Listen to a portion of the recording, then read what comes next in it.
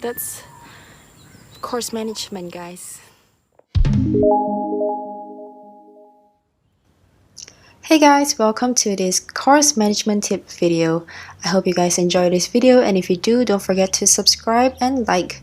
Let's start off with this par 4 right here. As you can see, this tee shot is not the easiest. There's trees on both the left and right side of the fairway, and if you can tell, this hole is a dogleg left. That is the first tip that I'm going to give you guys. Just because a hole is dogleg left does not mean you have to try to play a draw or you have to hit it over these trees. There's always much more fairway on the right side if it's a dogleg left and vice versa, so play for the fairway. So right here you can see that I hit a draw, which is my natural shape shot, so it was perfect and in the center of the fairway. I still had about 165 yards, I believe. I was using a 6-iron over here, and if you can tell, I'm aiming a little bit to the right of the green, which if you don't know this green or you can't really see it, there's actually a huge slope on the right side of the green. So that's something else that I would like to say. Don't forget to pay attention to slopes. Most of the time, if we haven't played a course before, we wouldn't know the slopes as well, but we can still notice it by eye.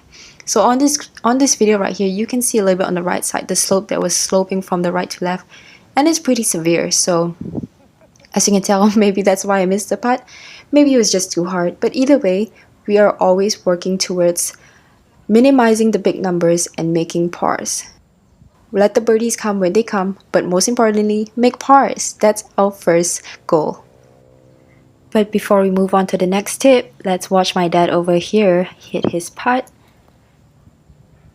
And it was a great putt. Little fist bump there too. So this is where we're teeing off from. Basically, you'd have to carry these trees over here, which if it's 269 meters to the pond, which is just about 20 meters from the tree, so you have to at least carry 249 meters if you want to carry these trees. So sometimes if your course has this kind of things, look at it. Don't just look at the par or the index or whatever. Look at the actual diagram. Look at the information that they're providing you with. Another tip that I have, this is not really about course management, but it's about golf in general, is to develop a pre-shot routine that you consistently use on every single shot. The main point here is consistently. I see a lot of people, especially sometimes they rush or they go too slow, and having a pre-shot routine that you can rely on really helps with your golf game, because then you go through the motions instead of focusing on other things such as OB or water or hazard or things like that. Another common mistake that I find golfers like to do is go to a par 5 and immediately take out a 3-wood for their second shot. Let me show you why that's probably not going to be ideal for this hole. The first thing you would notice is there's a hump in front of my shot, so I want something that's going to carry pretty fast, and also it's a pretty tight fairway. As you guys can tell, that was a good hybrid. It was straight. It's a club that I know that I can keep in the fairway. If you're not confident of any of your woods, you can even hit an iron. To be honest, you're still going to hit 3 shots into the green. So one thing that you really want to do is take all the variables that you cannot control, such as trees, bad bounce, things like that, out of play by hitting the most high probability shot, which for me in that case was a hybrid. If it's an iron for you, as long as you're going to carry the water, that's all you need, because it's still going to be a 3-shot hole. Let's move on to the next hole and we'll give you another tip here. This is a 400 over meter par 4, so it's a pretty long hole, especially from the blue tee box. So number one, adjust your expectations. Don't be trying to attack and go for birdie when you know par is a good score. As you can tell from here, I hit a good shot, but it just ran out of fairway, so let's move on to the next shot. So something else I see a lot of people do, they're too, what's the word? I don't want to name it, but they don't want to take their medicine and hit back into the fairway when they don't have a shot. Over here, I have a great open shot, but to some people it might not be. So obviously it depends on your skill level, and if you're confident to hit a shot, go for it, especially if you're just playing around, there's no better time to practice that. But if you're actually playing for something, hit the smart shot.